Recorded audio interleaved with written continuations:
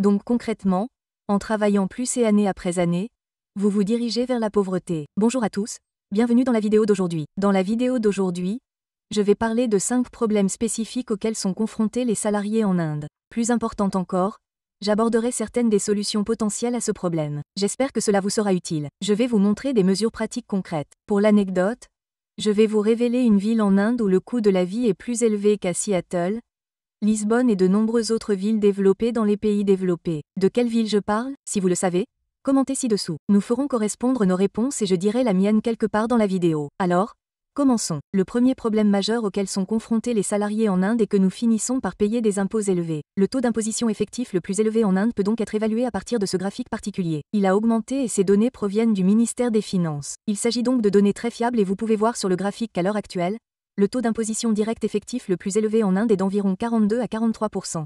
Bien sûr, de nombreux salariés ne tomberont pas dans cette catégorie, certains d'entre vous pourraient tomber dans cette catégorie, mais il n'en reste pas moins que l'impôt direct en Inde reste très élevé. Même si vous êtes dans une tranche inférieure et que vous gagnez plus de 15 à 20 lakhs de roupies, les impôts directs en Inde sont relativement plus élevés par rapport à ce que nous obtenons en retour. Que pouvez-vous faire pour résoudre ce problème? Cela nous amène au sponsor de la vidéo d'aujourd'hui, Ditto. C'est une excellente plateforme pour souscrire une assurance santé et vie. J'ai personnellement souscrit mon assurance auprès de Ditto. Et souscrire une assurance est également un excellent outil pour économiser des impôts. Vous pouvez donc consulter les liens dans la description. Vous pouvez programmer un appel téléphonique gratuit avec des personnes de DTO, et ce, tout à fait gratuitement. Et si cela vous semble judicieux, vous pouvez envisager de souscrire une assurance santé ou vie et également parler des avantages fiscaux dont vous pourriez bénéficier. C'est donc le premier problème fondamental concernant les impôts qui touchent les salariés.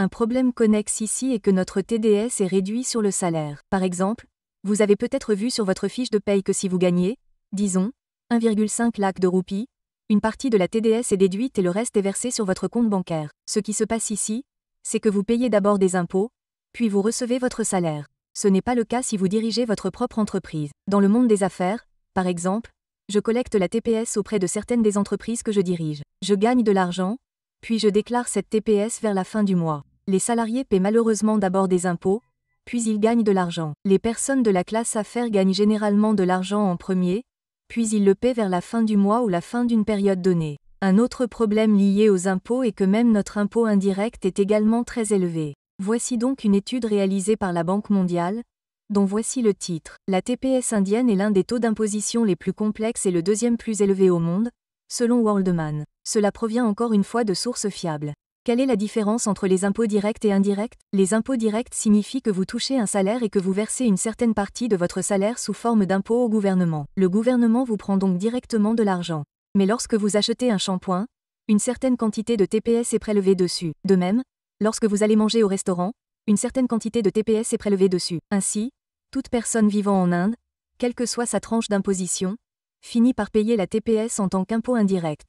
Je ne suis pas suffisamment informé pour dire si la TPS est bonne pour la nation, mauvaise pour la nation, bonne pour les petites entreprises, mauvaise pour les petites entreprises, ceci ou cela. Laissons ce débat de côté, car la TPS présente des avantages et des inconvénients évidents. Mais nous pouvons tous convenir que les impôts directs élevés, les impôts indirects élevés et la TDS sont tous des outils à cause desquels de nombreux salariés ne se sentent pas heureux en Inde. Quelles sont donc les solutions possibles? J'ai parlé d'une solution, à savoir souscrire une assurance maladie ou une assurance vie. Consultez Ditto. Ils peuvent également vous aider à économiser des impôts de ce point de vue. De même, il existe de nombreuses manœuvres que vous pouvez entreprendre en termes d'utilisation de biens immobiliers, de prêts, etc., qui vous aideront à compenser une partie de vos impôts. C'est la première solution de base. Je ne vais pas m'étendre sur ce point. Vient maintenant le deuxième point. En Inde, si vous vivez, vous devez créer une entreprise. C'est aussi simple que cela. Il n'est pas nécessaire que ce soit une entreprise financée. Il n'est pas nécessaire que ce soit une licorne. Ce n'est pas ceci ou cela, et ce n'est pas non plus une grande entreprise, mais l'essentiel est que si votre entreprise génère un certain montant d'argent, vous disposez de beaucoup de marge de manœuvre. Par exemple, vous pouvez présenter certains éléments comme des dépenses. Par exemple, disons que vous achetez une voiture. Si vous le faites en tant que salarié, d'où tirez-vous cet argent? Vous avez peut-être travaillé pendant 1 an ou 2 ans, vous avez fait toutes ces économies, et elles sont déjà sur votre compte bancaire. Cet argent imposé est déjà sur votre compte bancaire, et vous allez le donner à l'entreprise. Mais si vous dirigez une entreprise, en revanche, vous pouvez acheter cette voiture et la déclarer comme une dépense dans de nombreux cas. De même, si vous achetez une formation, pouvez-vous le faire en tant qu'employé salarié? La réponse est non. Vous ne pouvez pas le faire, mais il existe certains éléments pour lesquels vous, en tant qu'employé salarié, pourriez demander des avantages liés à la TPS. Un exemple classique est l'achat de formation. Par exemple, de nombreuses personnes qui suivent mes formations disent que si vous pouvez nous fournir une facture de TPS, nous pourrons la demander à notre employeur sous forme de crédit de TPS. C'est donc une option. Vous pouvez certainement la vérifier. Mais oui, Gérer votre propre entreprise vous offre beaucoup plus d'options en termes de dépenses. Par exemple, j'ai dépensé des dépenses pour l'achat d'appareils électroniques comme un ordinateur portable, comme ce téléphone avec lequel je filme, comme cette tablette d'écriture, comme ce micro. Pourquoi? Parce que c'est mon travail et si je peux prouver l'utilisation pertinente de ces articles dans mon entreprise, je peux les déclarer comme une dépense et obtenir un crédit de TPS. Donc, si vous dirigez une entreprise, vous finissez par économiser beaucoup d'argent d'un point de vue fiscal. Maintenant, vous pourriez vous dire, d'accord, vous savez quoi, c'est trop compliqué de créer une entreprise. À moins d'avoir besoin d'un avocat, vous avez besoin d'un CA. Non, il existe donc quelque chose qui s'appelle la loi sur les entreprises en Inde. Il suffit de vous renseigner à ce sujet et il vous en coûtera beaucoup moins cher d'enregistrer votre entreprise en vertu d'une loi sur les entreprises. Selon la ville où vous vivez, cela peut coûter entre 1500 et 3000 roupies. C'est donc très facile d'enregistrer une entreprise. Votre deuxième option en termes d'économie d'impôts est de vous installer dans des pays où la structure fiscale est faible. Par exemple, Dubaï avait une structure fiscale de 0%. Aujourd'hui, elle est d'environ 9%, ce qui reste un taux d'imposition très bas. Donc, déménager dans ce type d'endroit peut vous aider à économiser énormément d'impôts. J'ai beaucoup d'amis de l'INSEAD qui ont travaillé en Inde. Ils sont allés à l'INSEAD, puis ils sont partis au Moyen-Orient et pendant très longtemps, ils n'ont payé aucun impôt. Est-ce que je les pousse à quitter l'Inde? Non. Ne faites pas de cela un débat nationaliste. Je vous dis simplement honnêtement quelles sont les options qui s'offrent à vous et, bien sûr, il y a aussi des inconvénients associés à de tels déménagements. Beaucoup d'entre vous me demanderont peut-être comment Akshat peut s'installer à Dubaï ou dans tout autre lieu où l'on peut faire des économies d'impôts. Il existe donc principalement deux façons de procéder. Par exemple, si vous souhaitez vous installer à Dubaï, aller dans un établissement comme l'INSEAD pourrait être une excellente option. Vous devez partir étudier à l'étranger, car cela vous permet de créer un réseau local dans une économie où vous souhaitez éventuellement vous installer. Donc, si vous souhaitez vous installer au Royaume-Uni, allez étudier dans une université britannique. Cela vous permettra de vous constituer un réseau local. Il en va de même pour l'Australie. Si vous souhaitez vous installer en Australie, allez étudier dans une université australienne. Il en va de même pour l'Irlande. Si vous souhaitez vous installer en Irlande, allez étudier dans une université irlandaise. Construire un réseau local est donc très utile. C'est le premier point. Le deuxième point est que si vous ne voulez pas dépenser d'argent pour étudier à l'étranger, essayez de changer de poste en interne au sein de votre propre entreprise. Par exemple, si vous travaillez pour une multinationale, supposons qu'Accenture ait des bureaux dans le monde entier. Essayez donc d'acquérir une compétence pertinente pour une zone géographique particulière. Prenons l'exemple de Dubaï. De nos jours, à Dubaï, on travaille beaucoup sur la cybersécurité, les crypto-monnaies, la blockchain, etc. Si vous avez cette expertise ou si vous pouvez la développer, vous pouvez facilement faire une demande de transfert interne auprès de ces entreprises. Bien sûr, vous devrez vous constituer un réseau. Mais ce sont vos deux options possibles pour vous installer à l'étranger. La troisième option pour échapper à l'impôt est de trouver un moyen de contraindre les politiciens à augmenter l'assiette fiscale de l'Inde. L'assiette fiscale de l'Inde est actuellement d'environ 2 à 3%, ce qui est une assiette fiscale très faible. Cela signifie que sur 100 personnes vivant en Inde, seuls 2 à 3 paient des impôts directs sur le revenu. Encore une fois, veuillez noter qu'il s'agit d'impôts directs et non indirects. Cette assiette fiscale est extrêmement faible et pauvre. Il est donc évident que cette assiette fiscale doit être augmentée, ce qui permettra de réduire la pression à laquelle vous êtes confronté en tant que salarié. Vient maintenant un deuxième point essentiel qui préoccupe les salariés. Il s'agit du retour sur investissement de vos impôts. Qu'est-ce que je veux dire par là? Ce que je veux dire par là, c'est très simple. Nous payons des impôts et nous nous en plaignons probablement. Faites-moi savoir dans la zone de commentaires si vous vous plaignez également du paiement des impôts. Mais quelles sont nos attentes? Nous nous attendons à ce que, si nous payons autant d'impôts, nous obtenions au moins quelque chose en retour. Qu'obtenons-nous donc en retour du paiement de ces impôts? Si vous regardez ce graphique, vous verrez que dans certains pays européens ou scandinaves, la structure fiscale est très élevée. Vous pouvez clairement voir que le Danemark a environ 60%, la Suède environ 56%. Ces structures fiscales sont donc très élevées. Qu'obtenez-vous en échange de votre déclaration d'impôt? Regardez ce tableau. Par exemple, au Danemark, vous bénéficiez d'une garde d'enfants pouvant aller jusqu'à 25% du coût. Vous bénéficiez d'une éducation gratuite. Vous bénéficiez de soins de santé gratuits. Vous bénéficiez d'une retraite. Vous bénéficiez de la sécurité sociale. Vous avez de l'air pur, des routes propres, etc. Vous obtenez donc au moins quelque chose en retour. De nombreuses personnes ont tendance à affirmer qu'Axa peut également bénéficier de soins de santé gratuits en Inde. Oui, techniquement, vous le pouvez, mais en tant qu'employé salarié, auriez-vous le temps de prendre une journée entière de congé pour vous tenir devant l'hôpital Am ou Ram Manohar Lohia afin de bénéficier de ce traitement gratuit? C'est une question simple et pratique que vous devez vous poser. Oui, le gouvernement vous a peut-être accordé de nombreux avantages, mais pouvez-vous vraiment en bénéficier? C'est un problème simple qui frustre de nombreux salariés. Quelle est la solution pour ne pas obtenir suffisamment de retour sur vos impôts? Honnêtement, je n'ai pas de bonne solution. La seule solution que je vois est d'essayer de déménager dans les pays scandinaves. Encore une fois, n'en faites pas un débat nationaliste. Je vous dis sincèrement quelles sont vos options. Ou la deuxième option est de pousser vos politiciens. Écrivez sur Twitter. Soutenez les personnes qui écrivent sur Twitter. Par exemple, suivez-moi sur Twitter lorsqu'elles parlent d'impôts. Taguez votre ministre des Finances, votre Premier ministre. Demandez, exigez des réponses pour savoir pourquoi nous n'obtenons pas grand-chose en retour de notre déclaration d'impôts. Maintenant, le troisième problème qui gêne les employés salariés est le prix élevé de l'immobilier en Inde, en particulier dans les zones métropolitaines. Voici un extrait très intéressant. Selon cette étude, Mumbai est plus cher que Seattle et Francfort. D'accord? Je ne connais pas la véracité de cette étude, mais le fait est que Mumbai est vraiment cher. Nous pouvons débattre de la question de savoir à quel point c'est cher par rapport à d'autres villes et le coût de l'immobilier à Mumbai rend Mumbai extrêmement cher. C'est donc le problème fondamental. De même, si vous allez à Bangalore, corrigez-moi si je me trompe et indiquez dans la zone de commentaires que lorsque vous allez louer une maison à Bangalore, ils demandent généralement une caution de 6, 7 ou 8 mois, ce qui est dingue. Je suis allé à Singapour et le montant de la caution était de 2 mois. C'était donc le montant. Ce type de structure est également mis en œuvre. Cela fait encore grimper le loyer. Maintenant, le point important à comprendre est pourquoi l'immobilier est-il si cher à Mumbai ou à Delhi? Il est parfois même plus cher qu'à New York, ce qui est dingue. Il y a donc 3 raisons spécifiques et je vais prendre l'exemple de Mumbai pour illustrer ce point et bien sûr vous pouvez le contextualiser en fonction de votre ville. Ainsi, dans le cas de Mumbai, par exemple, la densité de population est vraiment très élevée. Voici un extrait qui vous montre que dans le cas de Mumbai, la densité de population est encore plus élevée qu'à Delhi, ce qui est un signe inquiétant. Vous pourriez maintenant dire que Calcutta a également une densité de population très élevée. La densité de population signifie simplement le nombre de personnes vivant dans une zone par kilomètre carré. Ainsi, à Calcutta, la densité de population est encore plus élevée qu'à Mumbai, ce qui nous amène à la deuxième raison pour laquelle les prix de l'immobilier sont élevés à Mumbai. En effet, les habitants de Mumbai gagnent beaucoup d'argent et continuent donc de faire grimper les prix de l'immobilier. Imaginez que si vous vivez dans un rayon de 2 km² et que de nombreuses personnes sont riches et gagnent de l'argent, le prix de l'immobilier va être très élevé, et c'est également ce qui se passe à Mumbai. La troisième raison, et la plus importante, est que Mumbai n'est pas en mesure de s'étendre. Comparez cela à quelque chose comme Delhi, qui s'est étendu à Goura. Delhi s'est étendu à Nida, Delhi s'est étendu au Grand Nida Faridabad et on l'appelle désormais la région de Delhi NCR. Cette expansion de Delhi en termes de rayon est donc possible, mais dans le cas de Mumbai, voici à quoi ressemble la carte. Donc, à moins de récupérer l'eau de mer, il n'y a plus de biens immobiliers à ajouter là-bas. En conséquence, l'immobilier devient extrêmement cher, les restaurants deviennent très chers, les déplacements deviennent très chers, et tout ce qui y est associé. C'est donc une combinaison de manque de développement des infrastructures et de trop de personnes entassées dans une très petite zone.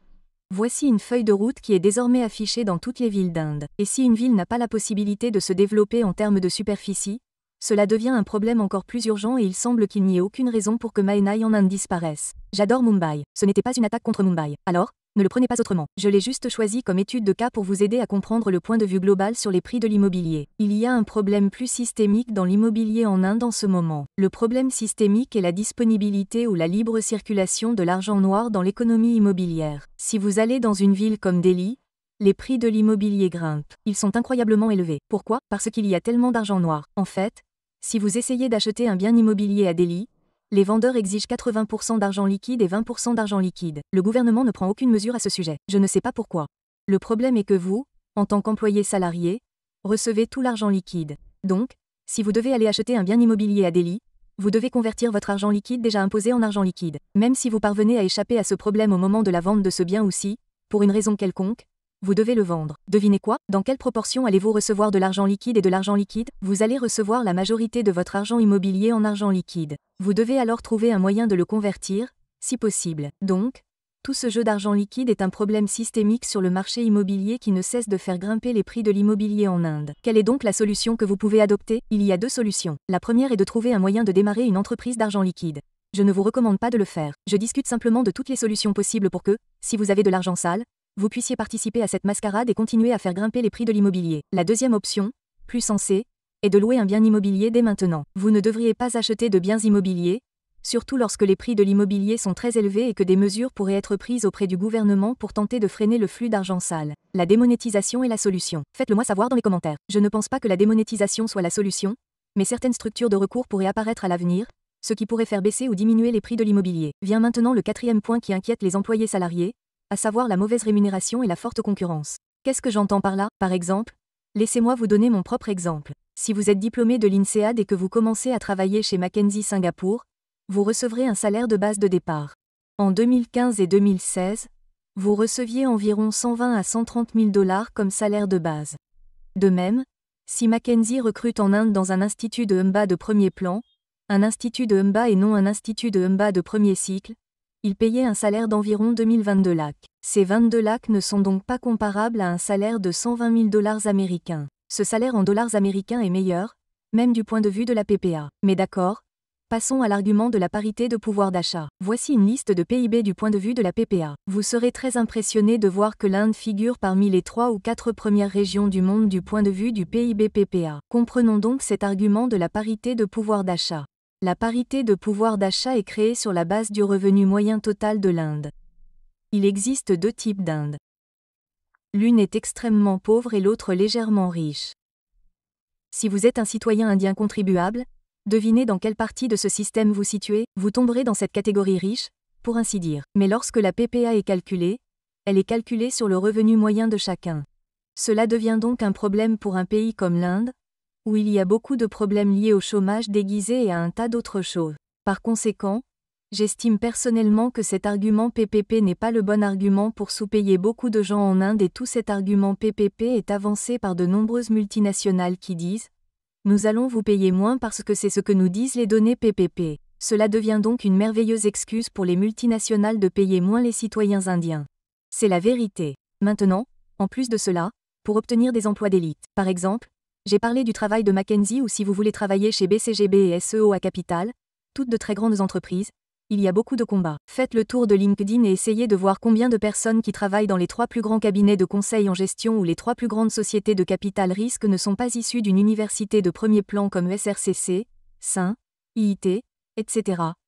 ou n'ont pas fait de MBA dans un très bon institut. Vous trouverez difficilement 20% des candidats qui entrent dans cette catégorie, car ils ne sont pas issus d'un institut de premier plan et ne parviennent pas à intégrer une entreprise de premier plan. Que pouvez-vous faire ? La première option est d'étudier dans une très bonne école de premier cycle ou de deuxième cycle. C'est votre première option clé. Encore une fois, pour énoncer simplement les faits, ne le prenez pas autrement, car si vous étudiez dans un très bon programme de premier cycle ou de deuxième cycle, cela vous permettra de créer un effet de signal et vous finirez par intégrer des entreprises de premier plan. Pourquoi ? Parce que même au premier tour, votre chevaux pourrait ne pas être présélectionné. C'est là le problème. Cet effet de signal est donc très important et l'un des principaux moyens de le créer est d'étudier dans une très bonne école de premier cycle ou de deuxième cycle. La deuxième option, plus réalisable, est que si vous n'avez pas suivi un programme de premier cycle ou de deuxième cycle de premier plan, renseignez-vous sur le réseautage. Le réseautage peut vraiment ouvrir de nombreuses portes et le meilleur, c'est que la majorité des étudiants en Inde ne savent pas comment réseauter. Si vous pouvez acquérir cette compétence et apprendre à devenir un réseauteur très efficace, cela vous ouvrira un nombre incroyable d'opportunités,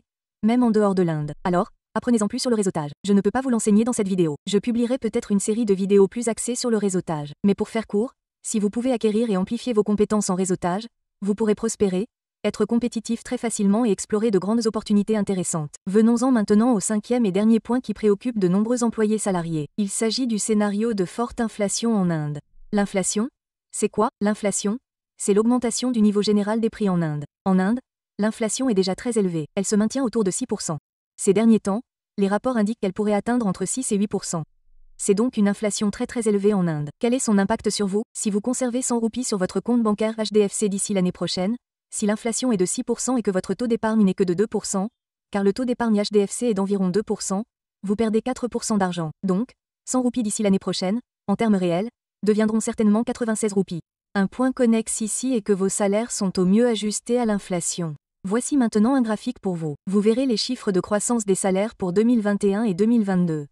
N'oubliez pas qu'en 2020, les salaires des personnes ont été réduits. Faites-moi savoir dans la zone de commentaires si votre employeur a diminué votre salaire. Beaucoup d'entre vous serez tout à fait d'accord avec moi pour dire que les salaires ont été réduits. Alors maintenant, lorsque vous voyez que l'une des meilleures augmentations a été accordée par les entreprises informatiques, qui est de 9,1 à 10,5, veuillez la replacer dans le contexte de 2020. Il ne s'agit pas non plus d'une augmentation très élevée par rapport aux salaires existants. Maintenant, si vous passez au service, c'est 6,6, ce qui ne dépasse même pas l'inflation. Donc si le mangai augmente de 10 roupies, votre salaire n'augmente que de 8 ou 9 roupies. Donc, en termes réels, en travaillant davantage et année après année, vous vous dirigez vers la pauvreté. Il y a maintenant 2 autres points liés. Le premier est que la valeur de l'INR continue de baisser de 4%.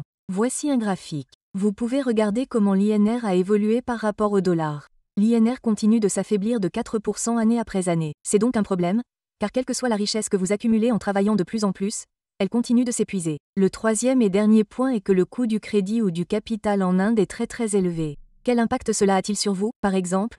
Lorsque vous essayez d'obtenir un prêt commercial ou un prêt immobilier, les taux proposés par les banques indiennes sont très élevés, car le coût du capital en Inde est très élevé et cela a un impact sur vous lorsque vous essayez d'obtenir un crédit. Que pouvez-vous faire ? Il y a donc plusieurs choses que vous pouvez faire pour obtenir de meilleurs salaires. Concentrez-vous sur le fait de changer d'emploi et non sur le fait de rester dans la même entreprise, car les statistiques nous montrent que si vous changez d'emploi ou si vous restez dans votre propre entreprise, vous obtenez une augmentation de salaire plus élevée. Encore une fois, ne lancez pas de révolution. Je ne fais que discuter de toutes les options. Si cela vous semble logique, mettez-le en œuvre. Si cela ne vous semble pas logique, ne le faites pas. Passons maintenant à la deuxième option. Investir. Cela vous aidera à vous protéger contre l'inflation et si vous prenez des positions sur des marchés en dehors des États-Unis, cela vous aidera également à éviter la déflation de la roupie indienne. Troisièmement et enfin, commencez à générer des revenus secondaires. En Inde, il existe d'énormes possibilités de générer des revenus secondaires. Regardez ma vidéo ici. Vous l'avez tous beaucoup appréciée. Merci beaucoup. Je vous ai expliqué comment vous pouvez générer des revenus secondaires. Ayez au moins une source de revenus supplémentaires en plus de votre emploi à temps plein. En résumé, 2 choses. Premièrement, ne vous inquiétez pas des choses que vous ne contrôlez pas. Par exemple, vous ne contrôlez pas les impôts, vous ne contrôlez pas l'assiette fiscale, vous ne contrôlez pas les politiciens, vous ne contrôlez pas le montant de leur salaire qu'ils contrôlent eux-mêmes en battant la table au Parlement. Nous ne contrôlons rien de tout cela. Nous ne pouvons rien y faire. Ne vous inquiétez donc pas trop, mais continuez simplement à les taguer sur Twitter. Peut-être qu'un jour ils vous écouteront. Deuxièmement, plus important, faites des choses que vous pouvez réellement faire. Par exemple, vous pouvez vous perfectionner, essayez de trouver des opportunités en dehors de l'Inde. Il n'y a rien de mal à cela. Améliorez vos compétences, changez d'emploi, améliorez vos compétences, démarrez une nouvelle source de revenus, améliorez vos compétences, démarrez une entreprise, économisez sur la TPS, tout ça. J'espère que vous avez apprécié la vidéo. N'hésitez pas à consulter DTO. C'est une plateforme formidable pour acheter une assurance. J'espère que vous avez apprécié la vidéo. Cliquez sur j'aime et je vous dis à demain.